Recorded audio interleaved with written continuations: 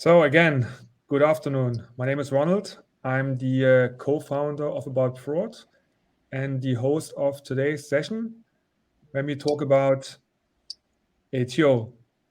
But I would like to start first with an introduction of our speakers today. So we have Hall from CallSign and we have David from Barclays in our session today. Hall, please do a short info about yourself. That everybody knows actually who are the speakers of today. Great, thank you, Ronald. Appreciate it, and great to be here today. Hal Granoff from CallSign. I head up our U.S. market expansion for CallSign, a leader in digital identity and authentication solutions, and previously was with Early Warning Services for about 13 years, and earlier in my career with MasterCard for several years as well. And again, look forward to this panel and appreciate everyone taking a few minutes out of their day to talk about a topic that's challenging for all of us. David? Hello, everyone. This is David Fapohanda.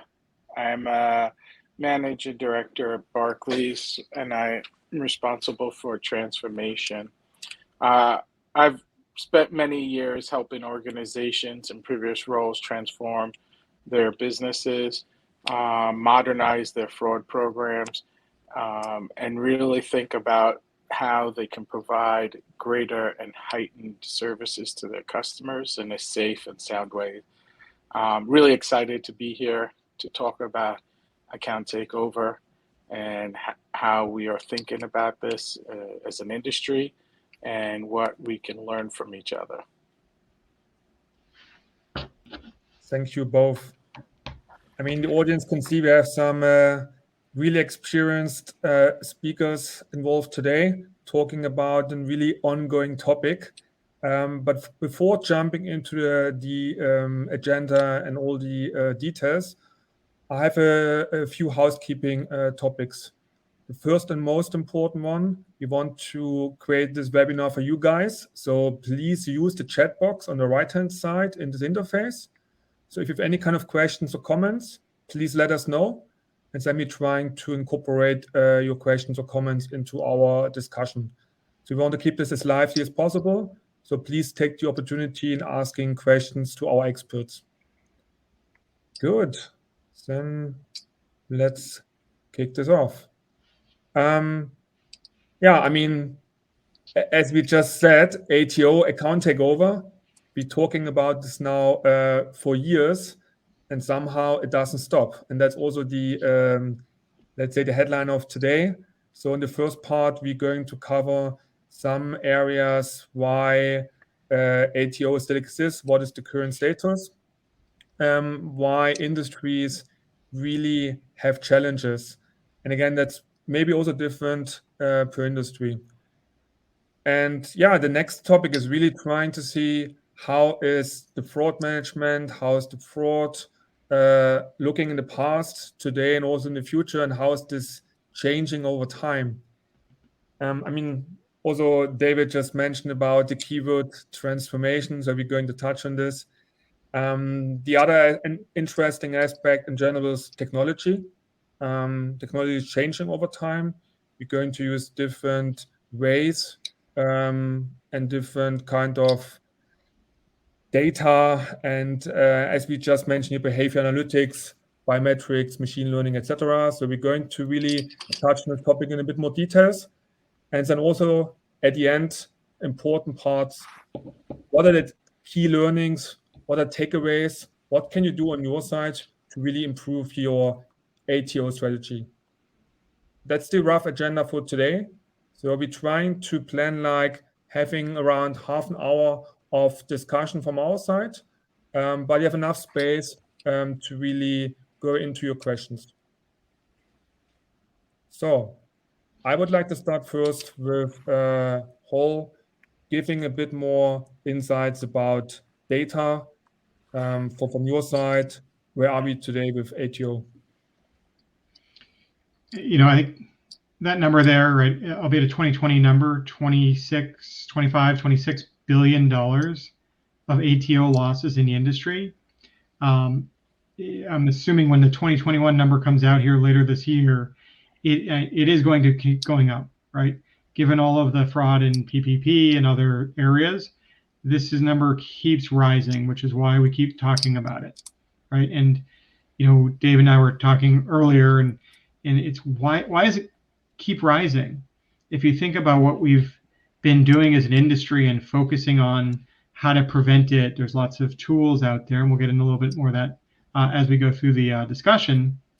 Why does it keep rising if it truly, and we're putting all this effort to it? To me, number one is that it's extremely profitable business, right? Not for us in the industry, but for the bad guys, for the fraudsters. They're making money. They found ways to exploit our gaps, things that we can do, and insert social media platform here. And there's a how-to guide on how to commit ATO fraud. There's a how-to guide on how to do anything out there, right? If I have to change a headlight on my car, it takes me all of about 10 seconds to go figure out how to do that. Go to the store and go get a new light. Same thing with ATO, right? There is a how-to guide to perpetrate this fraud, makes it extremely easy, low cost of entry, no barriers, right? And is very profitable. Everybody's working from home. People are naturally have that tendency to want to go where the money is. And I'll say, unfortunately for us in the industry, in the fraud industry for years, is that they're better funded than we are, right? They have zero cost of entry or low cost of entry. They're able to follow that how-to guide, and they're able to do it quickly and easily. And I'd probably say the last thing there is where we get bogged down on IT queues and prioritization and planning out for the next 18 months or 24 months. Bad guys don't care about that. They just go. They just download the how-to guide and they move on and are able to try something. And if it doesn't work, they will try something else very rapidly. So those are the things to me as to why are we still in this place. David, I'd love your opinion too, because you've definitely been on the front lines for the last, I won't say the years, but for a little while here. Thanks, Hal. I think you're spot on. From an investment perspective, from an education perspective, from a complexity level, these all have really shrunken and have really made it accessible for fraud to grow and to be something that more people can participate in, unfortunately. I think in addition to that, there have been some dramatic shifts to the environment. COVID has been, as you pointed out, something that has caused a lot of folks to work from home. But the other aspect of it is on the retail side, a lot of shopping behaviors from customers have changed and they've moved now from in-store to online, and thus you see an increase in card not present.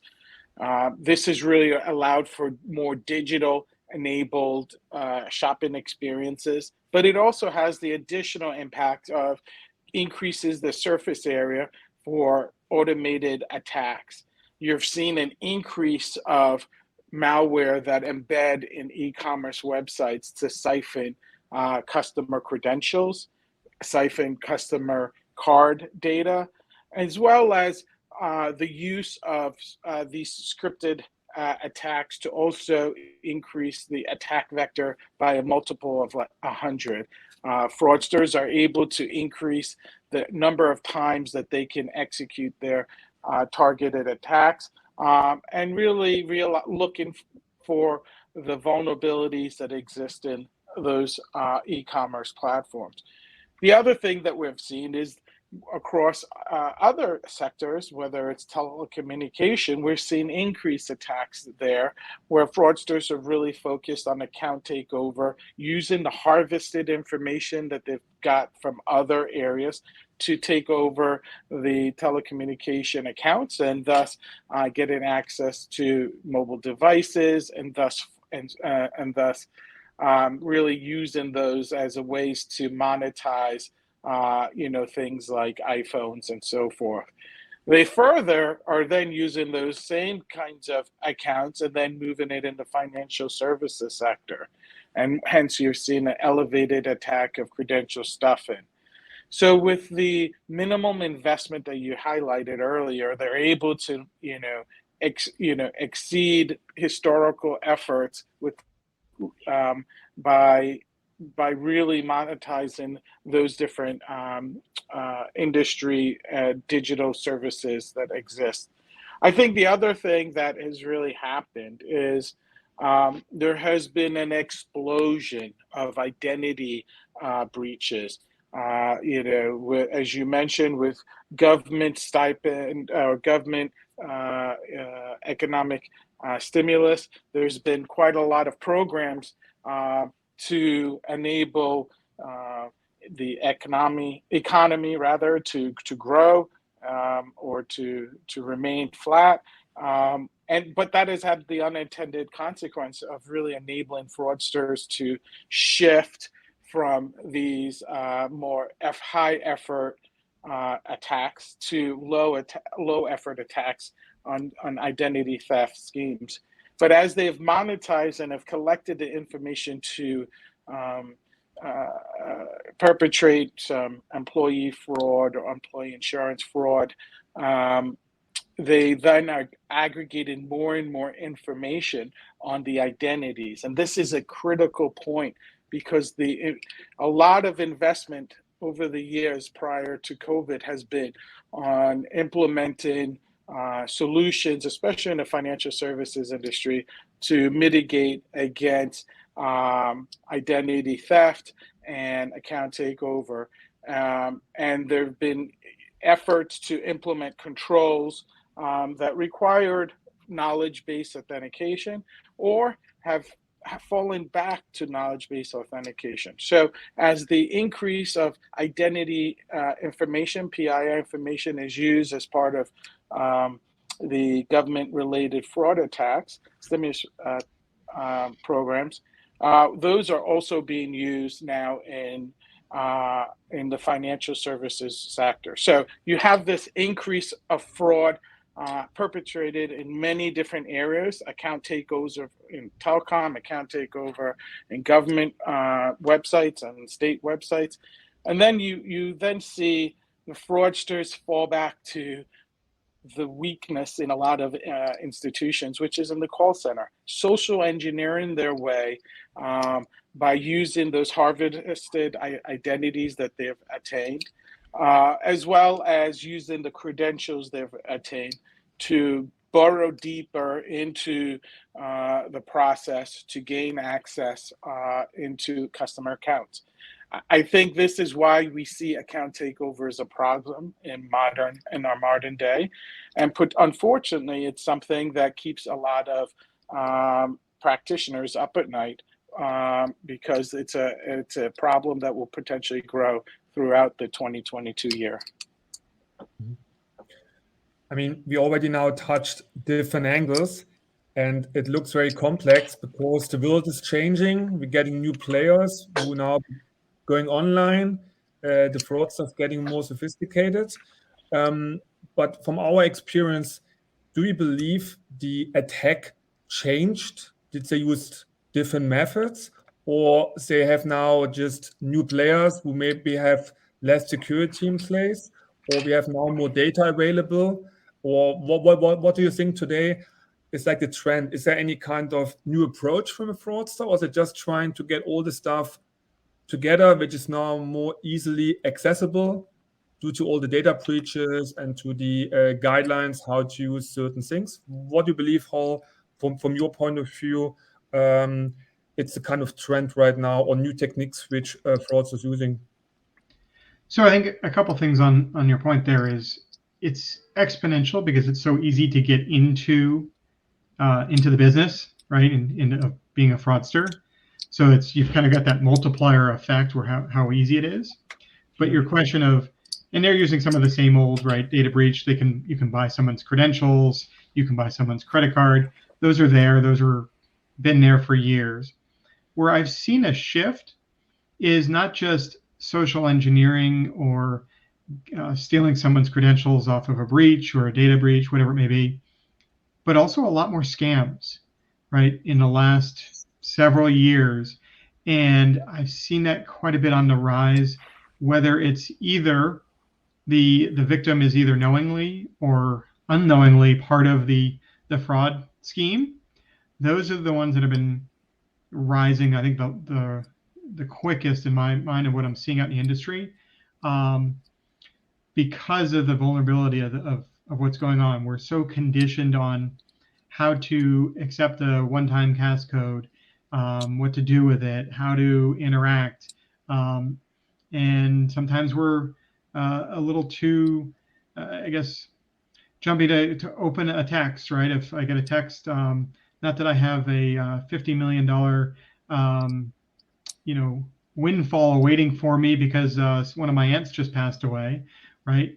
I'm gonna know that one, but they're getting very, very creative on gathering my information, whether I actually have to do anything or not and interact. It becomes increasingly difficult. Us as consumers, we're all consumers and fraud practitioners here. That how do you tell the difference between what's real and what's not? They're getting very, very clever, right? So I think going back to your question of what have I seen, is going from a traditional harvesting data to involving the actual good customer, whether knowingly or unknowingly, down the line. So that's the shift I've seen in the last couple of years, and they've gotten very good at it. David, any thoughts on that? Yeah, listen, I think fraudsters, like everyone, are embracing technology. They are using that to scale. Fraudsters are building robust data warehouses and data lakes of customer data, using open source technology to scale for that.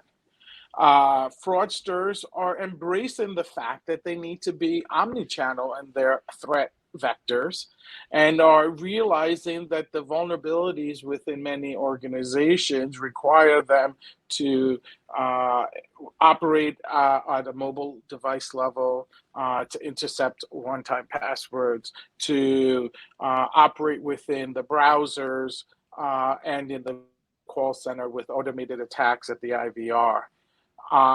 So those are really only enabled when they adopt the technology that they have to be successful. The other aspect of this, I would say, is a lot of organizations have really been, as I mentioned before, focused on mitigating attacks on card not present, purchases, and so there's an element of responding to the opportunity and the reward that motivates the fraudsters.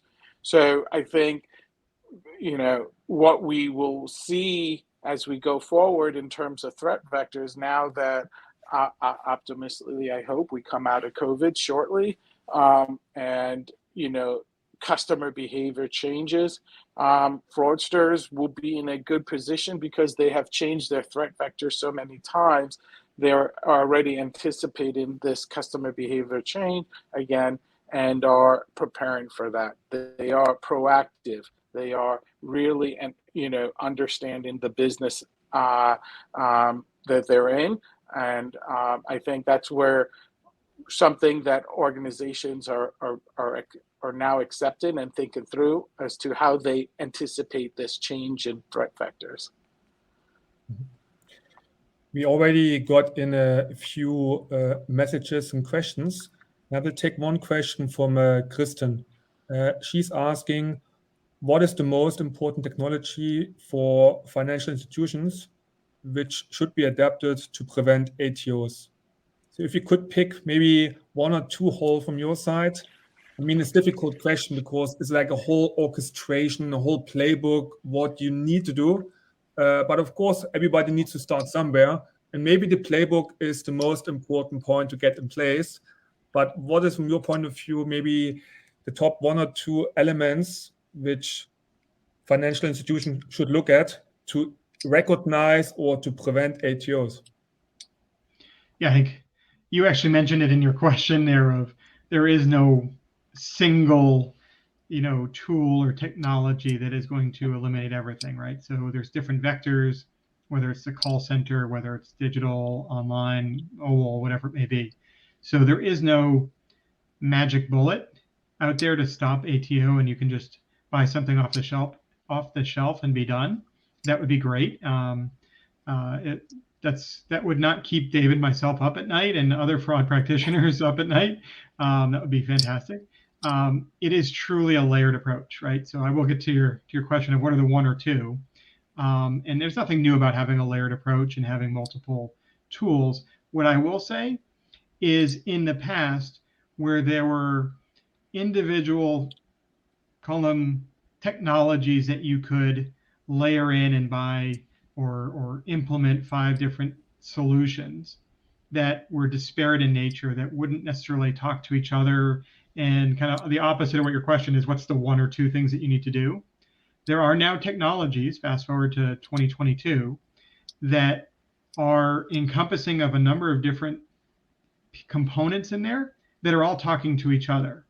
So having the ability to have multiple ways to look at your customer and understand their behaviors behind the scenes, I think is key, right? Username, password, right? They've been out there, they're compromised. It's understanding your customer passively, I would say, is the one thing that you really should be looking at overall, right? How do you do that, right? Is it their device? Is it their behavioral biometrics? Is it their location, right? There's lots of things that you can look at, but understanding their passive nature behind the scenes. And the second piece I'd say to that is be agile, right? We talk a lot about that in the industry of moving quickly and changing and adapting. You have to be able to adapt quickly, right? Methods of how they attack us are changing, right? No one, I didn't see COVID coming 2 years ago. I don't think too many people did, but the fraudsters certainly took advantage of it, right? They acted on on PPP and all these government programs and how to prey on, all of a sudden we're on Instacart for all of our shopping, and how do I pick up a new, laptop that I need to get because I don't want to go in the store, the store is closed. They capitalized on that very quickly and rapidly. And I think we definitely are not agile enough to be able to handle that, quick turn of either a new fraud vector or, knock on wood, no, there's no other pandemic coming, but any rapid turns on how we actually live our lives every day. David, thoughts?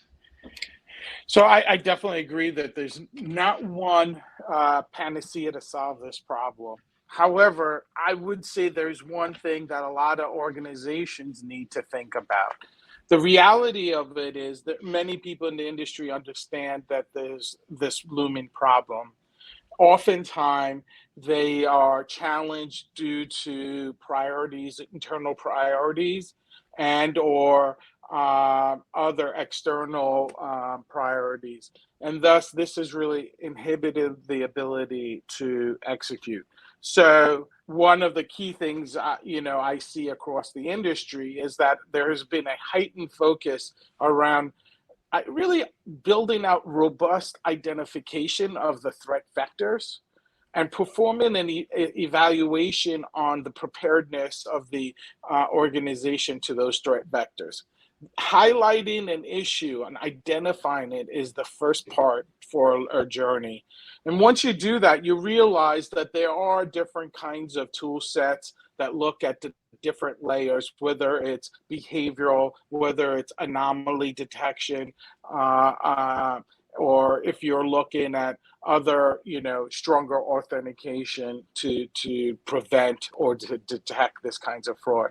You may even realize that you don't have the right real-time data to flow through your systems to connect the dots so you understand true customer experience and journey, and really enabling you to differentiate that from the fraudsters. You may also identify that you don't have the right skill set in your organization to not only manage these tools or to develop and implement them, but to operate them. I have seen quite a lot of organizations buy the Ferraris of fraud prevention, but just aren't using them to their full potential because they don't have the right staff to do it. This assessment really would give you the full picture of your problem and help you buy in the needed internal support to roll out a cohesive plan that is definitely going to be multi-year, that will have different components, and will then allow you to do this swiftly. Now, what you're going to find out, though, is like everything that happens, there's overcorrection. So we often find a lot of strong controls go in place, which is like a pendulum swinging to prevent this, and thus creating out a lot of customer friction. And so then you have now the second part of, well, not only do I know what the threat vectors are, but do I understand my customers and how to measure the satisfaction and the happiness that our customers are having as they interact with us.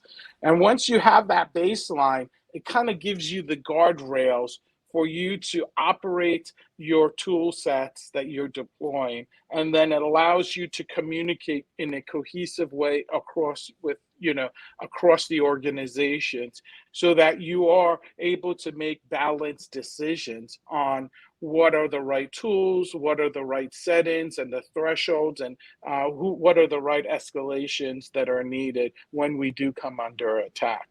I find that as organizations think through this kind of process, they are well poised to bring in the authentication tools, the orchestration tools, the machine learning detection tools, the clickstream analysis tools, and so on and so forth. But that's where you need to start.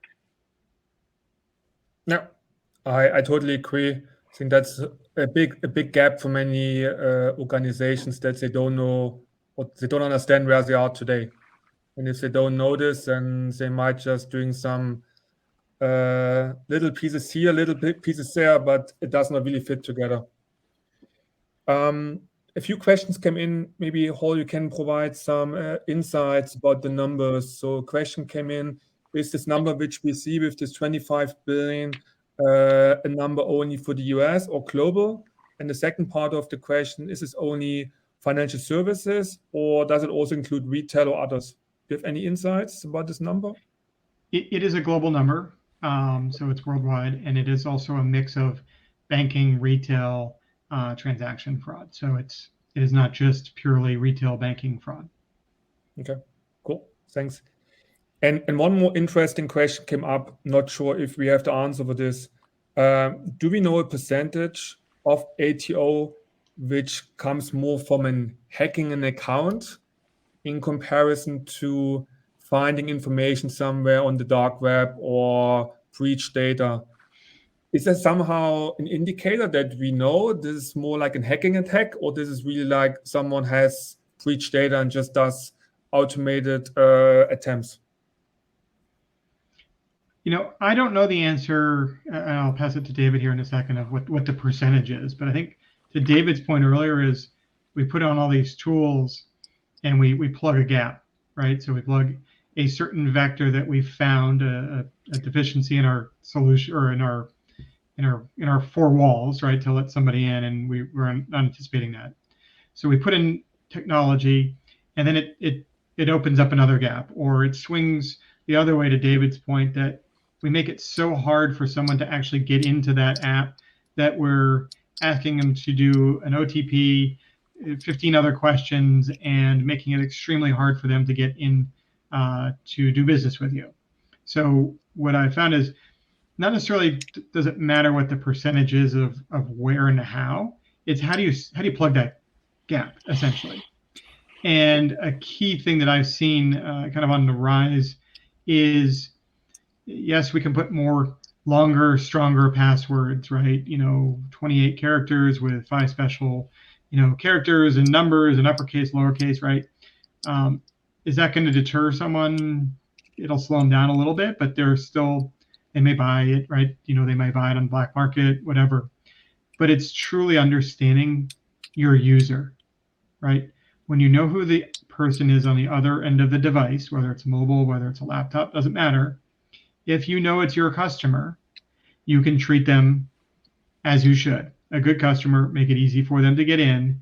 And then someone who does not pass, right, where there is a gap or something has changed, then you have the ability to fortify that by putting up a lot of challenges and making it hard for them to get in. So going back to your question of, is there a percentage of how they're getting in? I don't know the answer to that. I think it's how you mitigate those risks of how.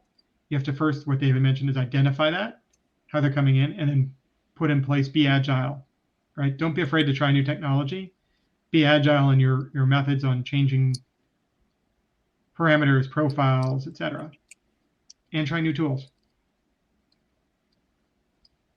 David, do you have any more insights? I don't have any on what the percentage of black hat versus credential stuffing, things of that nature. Or even a direction. Part of me, wants to be facetious and bring some levity, but the reality of this, dire situation is that 100% of all account takeovers are due to a social hack or a vulnerability from a technical hack. You can't just use one without the other. Once you try to monetize that, you do need that social hack to also take part. That's because a lot of us have invested in the multi-factor authentication tools and thus require a social hack to circumvent that control. The other aspect of it is a lot of us are also looking to use out of message or out of wallet. Well, once you go into out of channel authentication with OTP, you then have to fall back to fraudsters fall back to compromising email account, mobile network operator accounts, and so forth, which then requires a additional context of data on the identity that I mentioned. So I'd almost say 100% of all monetization attempts from using account takeover requires a hack and dark web data. But the reality of it, though, also I would say is a lot of attacks are using publicly available data source that are in the open web. You don't need to go into the dark web or the deep web to get that. Either way, when I would suggest in the nature of that question, you think about the stance that everybody is compromised and all the data is out there. And if you start your process of protecting your customers with that in mind, that may help you mitigate the worst case, which is really what's going to be the common, situation. I think starting from that vantage point of everything is out there, no matter where, that will just help you get past that, nuance of, do I need to continuously monitor the dark web, or how do I connect in real time my SIEM with my multi-factor authentication tools. Hopefully that helps. Mm-hmm. But I think we're touching an interesting point you mentioned as well before, David, about this kind of defining where you are right now as an organization. And there came a question from Chris, who's asking more about what is the estimated loss per account which we might see with an ATO. I mean, often it goes into a business case. So if you don't know where you are today, you might don't know how big the problem is. And if you want to make an internal case to maybe hiring someone, getting a company in, or implementing a tool, or doing certain activities, you might know the cost, black and white, how much you need to pay for this, but you might don't know how big the problem is. Do we have any kind of ballpark number today for a US, let's say, deposit account? How much a company could lose? So I think, there are many ways to calculate, what when you're trying to build your business cases of loss avoidance versus actually loss saves, which are really expense saves. In general, though, I would say, based on industry associations, the average account takeover loss ranges between $1,200 to $1,400 per account, or $1,200 or to $1,400 US dollars. Clearly, that is looking at a macro industry. Depending on if we're talking about retail banking versus wealth management versus technology crypto providers, it really spans a lot. That number could change based on the industry you're in significantly, the control posture you have, how robust of an investment of people and technology and data that may influence that number. But in general, between $1,200 to $1,400 per account is usually the cost of account takeover loss. Now, one of the things that you're showing on this page is what is the true cost of account takeover? Well, that is just the one aspect of what the customer may have experienced as a loss. To cure account takeover is another set of financial calculations on FTE time to renumber accounts for the customer, to handle the phone calls, to reissue different financial instruments. So that cost per account could now double, depending on the industry you're in and the services you provide. And then, David, I would probably even add in there, what's the likelihood that that customer stays with you once they've been compromised? Then you're losing future revenue on that customer down the road too. Absolutely. A lot of organizations calculate, customer attrition, the cost to acquire a customer into the loss. Some organizations then consider, the utilization of the product. The customer may not close the product, but stop using it as frequent, whether it be a card and you lose an interchange and so forth. So there's many aspects onto the revenue impact, which is what you're talking about. And then the cost to cure the customer emotionally from this vulnerable experience is significant. That trust and rebuilding a trust so that the customer stays with you, that may add even more cost above that loss number that I quoted earlier. But I mean, the topic of today is really about why are we talking about ATO still today? And my question would be to you, what needs to be happen that we don't regroup maybe in 2 years and still talking about the same topic? Or do you believe we have this topic still like in 2 years, 3 years, maybe just with a different flavor? Is there any way of stopping ATO? Or is it just like an evolving topic like credit card fraud also exists already since many, many years and will not stop, even if we have 3D Secure in some parts of the world or other technology? It's not stopping. Do you believe we can stop ATO? And if yes, what needs to be done in the industry or as an ecosystem that we really can stop ATOs? Difficult question. David, you want to take that first, or? I'll defer to you first. So I think if in 2 years, can we eliminate ATO fraud? I think that's a very tall order. I think we can slow it down. And I think there's several things that we can do just at a very high level, right, of actionable things that we can take on as ourselves as an industry on how to slow things down, right?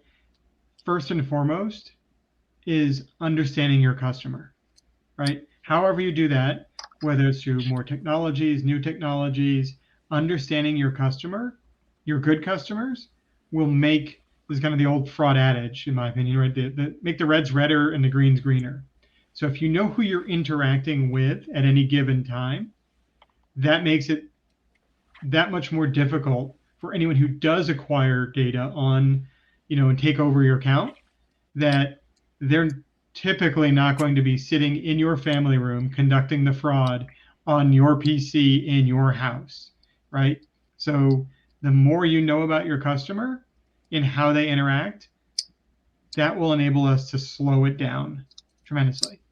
The second thing I would say is we need to work together, right? Because if an institution, either a bank or a merchant, slows it down, stops it completely, that fraudster is going to go somewhere else and go to another bank or go to another merchant and conduct that fraud. So if we don't work together and communicate, whether it's forums, whether it's data, whatever the means would be, we have to work and move in unison, and be able to adapt.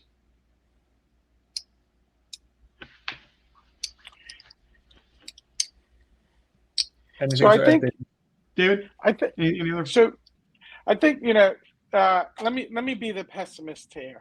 All right.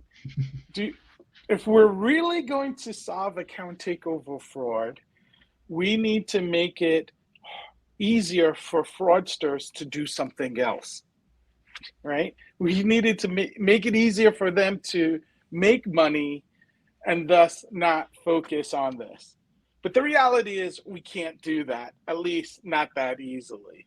And so a lot of organizations focus on, well, let's make it harder for the fraudster, and really redirect them somewhere else and invest their time. And unfortunately, we've seen that, right? Banks put up tremendous efforts to protect themselves against ATO, in the 2000s up to 2018. Then we talk about COVID, and guess what? It became easier to commit fraud against, government organizations in stimulus fraud. That has now dried up. So fraudsters are back to the banks because now that is, where they're going. So it's almost like fighting, water, that adage. You can't really stop water, but you can redirect it. Well, that's what we really need to think about. And so organizations need to start thinking about, how do we build this capability of stronger controls in our organizations? Oftentimes, to be honest, a lot of organizations engage the fraud teams and the security teams and the risk teams after they've come up with the next business idea that's brilliant, that is really going to transform and differentiate their company. And then they engage these organizations to protect them during the design or the development phase, or maybe even after they've implemented. And thus, it creates a lot of, I would say, tension with the organization, and it's caused a lot of challenges, especially around development of business cases and so forth. It's a day-to-day problems at a lot of organizations. So one mindset is think left, shift left.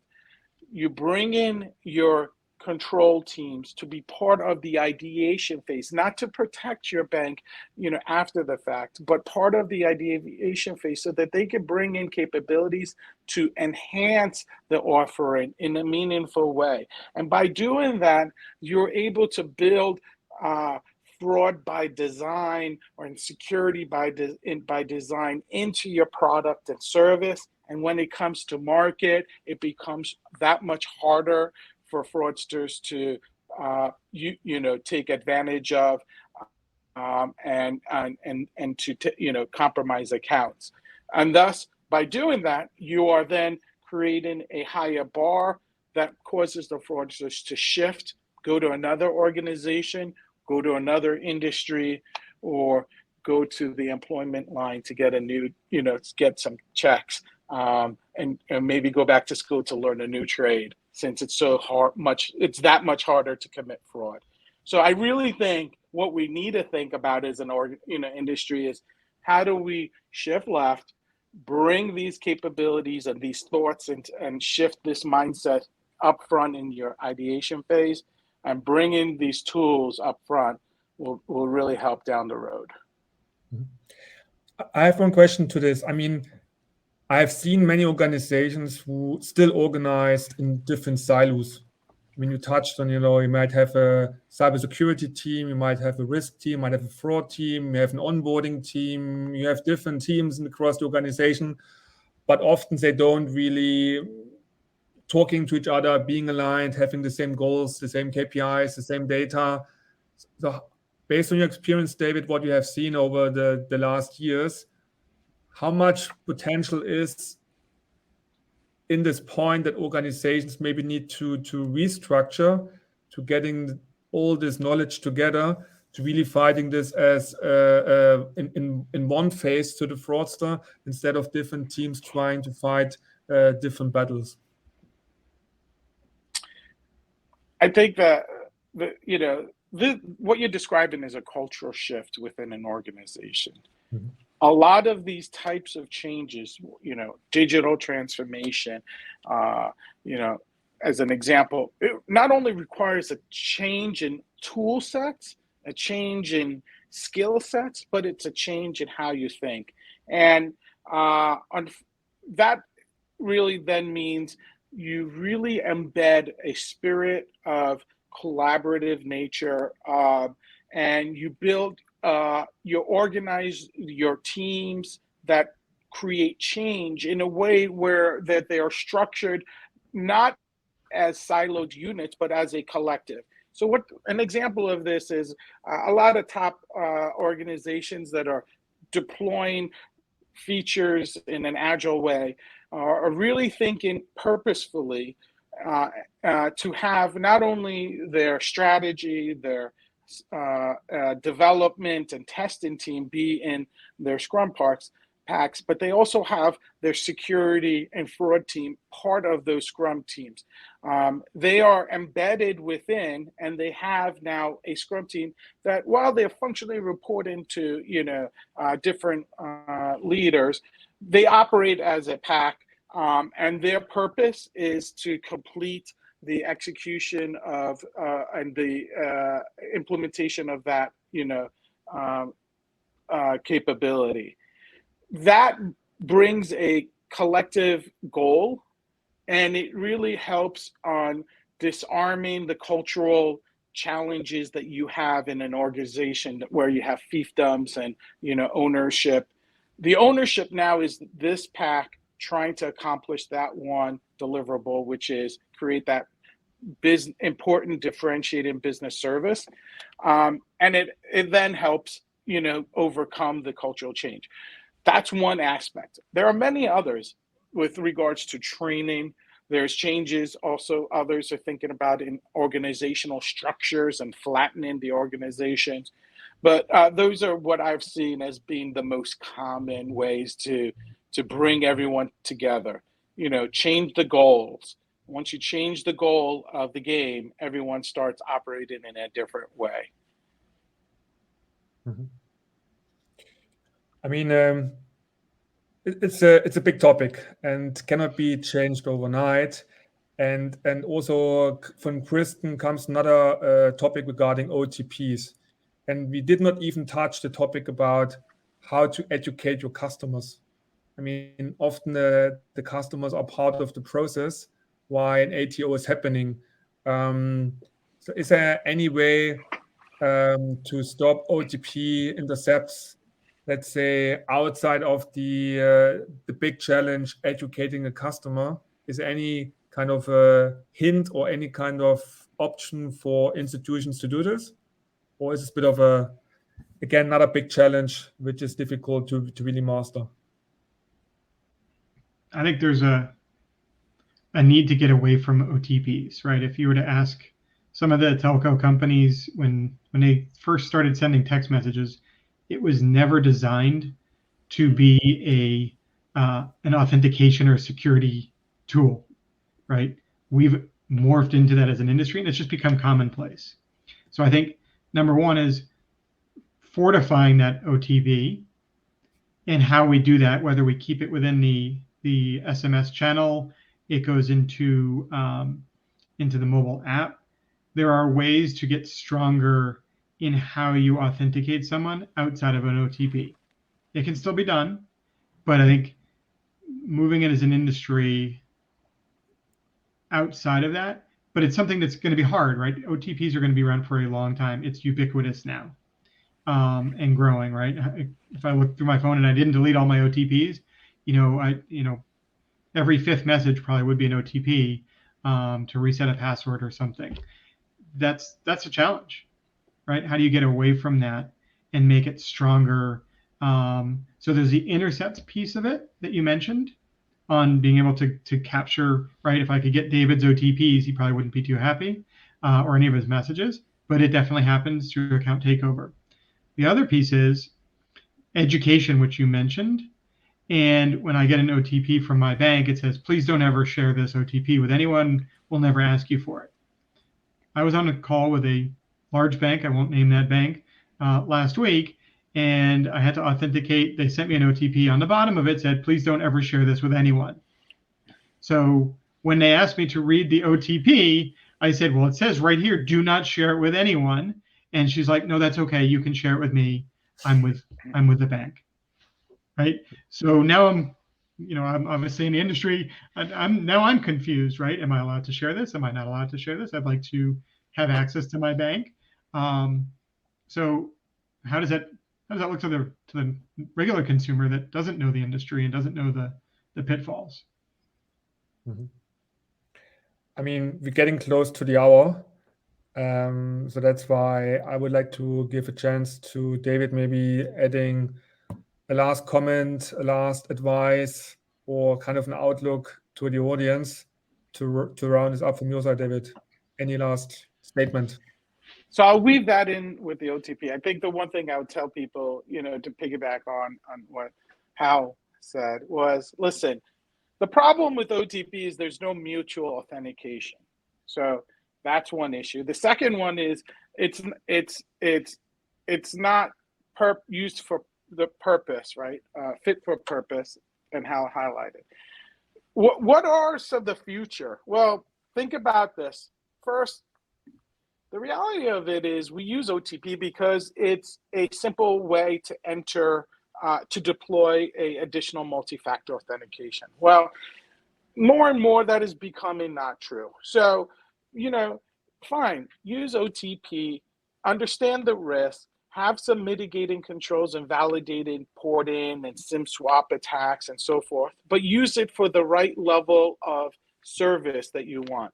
Don't use it for your, Bitcoin, transfers or your high value wire transfers. If you want more assurance, then move to a multi-factor authentication. If you want more service, move to a multi-factor authentication method that gives higher assurance.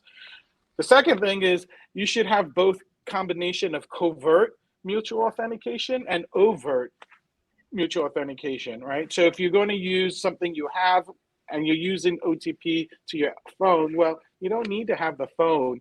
You could do it behind the scenes and validate it. There are many tools that can do that. The third thing is it's not clear and intuitive, the customer experience of it. If I send an OTP, if I move an OTP out of the SMS realm and I, use it through push notification, well, now we have the ability to show more context. Do you want to send this $50,000 wire to Hal Granoff? Do you trust Hal Granoff? We think Hal Granoff has committed, higher risk, transfers. You may think twice about it. Now you're using it beyond mitigating account takeover. You're using it in a way to deter scams, because at that time it's user initiated payment fraud. And so I think that the key thing that folks need to understand is the fit for purpose. If you can deploy OTP for lower risk services, that's okay. Have the right mitigation in place. You can mitigate, 95% of the risk. If you want a high risk service and you want to get to 99.99, there are other, authenticators that can help you get there and give you that higher assurance. Now, looking outward to the rest of 22, I hope we are all outside running around in the parks and we are having fun. together in meaningful group settings. What should organizations do? Well, they should work together and reach outside of their organizations,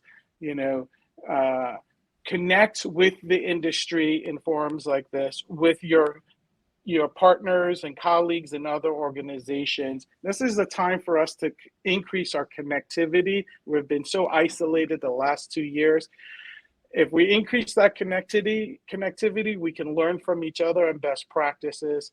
We can help each other, and we can push fraud into areas that are outside of our organization, our industries, and we can thus be more impactful and focus on enhancing our customer, experiences and services to allow us to grow our business.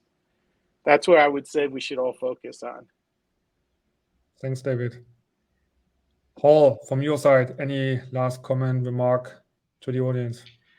Yeah, I'll be brief. I know the clock is rapidly approaching the top of the hour here, so I know everyone has to go to their next meeting.